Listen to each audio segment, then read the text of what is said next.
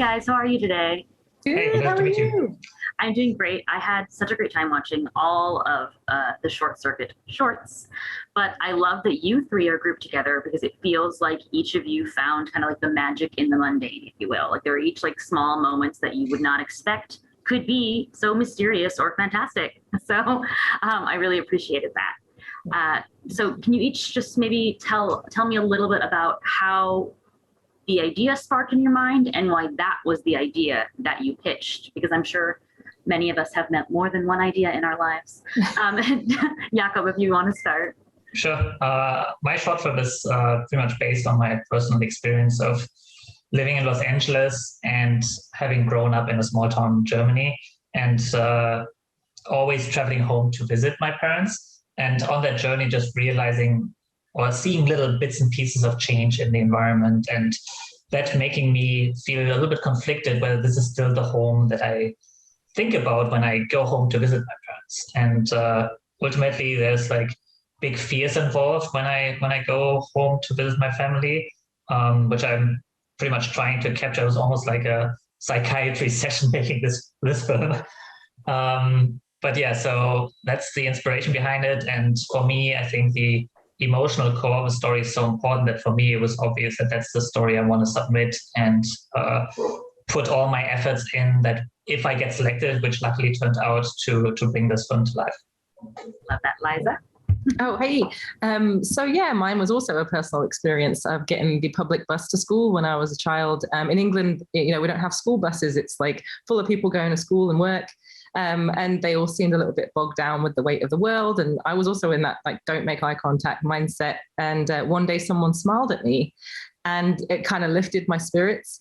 And so I felt that was my obligation to pay it forward. And so I'd smile at people on my journey and notice that they'd smile at people. And I got the nickname The Smiler from the bus drivers. And because I feel like as negativity is contagious, so can positivity be. And so that kind of was like, maybe I should make a little film about that. I love that. And last but not least, Ryan. Well, when this opportunity came up, I was actually tossing around a couple different ideas, but the concept of like social or like personal freedoms versus social living was in my head very strongly. I was thinking about that a lot. And while I was thinking about that, I was waiting at this long light that's outside Disney. And I just was thinking, well, this is kind of a good metaphor for what I'm thinking about. Like, this light is what we socially agree upon to keep us safe, but I can look the whole way down the road in either direction. There's absolutely no traffic. Like, why am I still standing here? And so that just became the beginning of this piece, and I selected this one. And if you look at sorry. No, I was gonna say, I'm pretty sure I know that light because every time I go to like a meeting, an interview or whatever at Disney, I park on one end and then I'm like, when do I go? What were you going to say, Jakob? Yeah, I want to say the same thing because if you work at Disney, you know that right for sure. I love that also. Okay, so can you guys each talk about your collaborative process with, I believe you were assigned a advisor, A. So we'll just go with that A. I always ask like 6 things and then people don't remember the rest of the question. So Jakob. Sure. We actually had multiple advisors depending on the department. There was one at the very beginning to help us guide a little bit with technical challenges, for example. And the technical challenges aspect was a huge concern at my project at the beginning because it's pretty much about a story about a character walking through an entire city populated with people. Seasons are changing, and that just raises a lot of like red flags to people in terms of complexity. So having an advisor at that point, that was Josh Staub, was really helpful to just like navigate us through those waters and strategize a little bit on how we could make things a little bit less complicated and more efficient. And one of those aspects in the case of Going Home was actually to adjust the look of the film to help us do a simple texture, apply that to the same house, switch the color on it, and then already have it make look like a different house to then just like scatter it around the city to create an entire city with just like a very small amount of assets. Liza? So I am an environment modeler at Disney. So that's really like my usual domain. And so when someone's like, hey, can you steer the ship and help guide all these other departments, it was kind of like daunting. And so I'm so grateful to have had my advisor from the beginning, Dale, Maeda, and then again, like Jakob said, you have department like people who can really help guide you. And I had one for lighting and animation, and just them giving me insights into like, this is what we're capable of was so helpful. And you know, learning, taking small bites at a time instead of feeling completely overwhelmed was really helpful. Ryan? Yeah, I had to lean on my advisors pretty strongly, which was very enlightening to see that there were people around that knew their craft so well that you know, all I had to do was just have a discussion with them and just tell them what was in my head. And they were like, well, how about this? And how about this? Like even my lead on the animation team comes to mind, Bobby Huth. You know, like we had to talk about how to do this style a little bit differently. Stop motion is a little bit punchier. It's on twos, if not maybe more than that. That's jargon for like, it's every other frame of the film, not just every frame, which is what CG films usually do these days. So yeah, we had to construct a whole style and figure out how to execute that. I loved like the shift in the style from like the very beginning to the second part.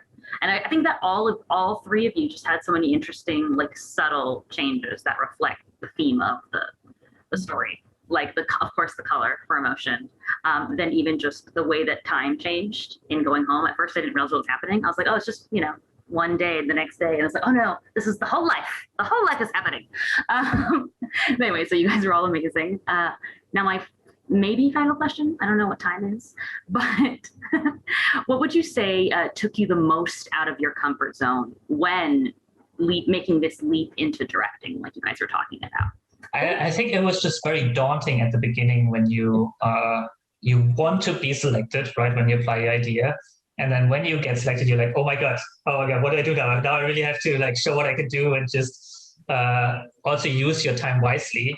So it was really daunting to just be in that director chair at first. Luckily, I have directed before I came to Disney my own short films. But at that point, I was wearing a lot of hats of the production myself, just simply because I didn't have people who could help me. And now having like such a huge team that covers every aspect of your work was really interesting, and just seeing like how to set up artists for success and let them contribute to your project where you feel like you have a very strong vision for your project, which is a very emotional film about your own experience, but letting them contribute to it and then just elevating that even higher and creating something that you didn't think would be possible.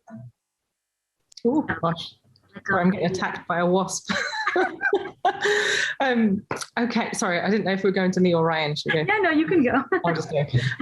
So for me, coming out of my comfort zone was leading, really. I don't know why, but I've never really felt as though people might want to follow me. So just having faith that the words I'm saying are actually resonating, you know, and people are listening, and then actions taking place. So to actually start to see that come to fruition with people showing me the work that they were doing, and the wasp is coming again.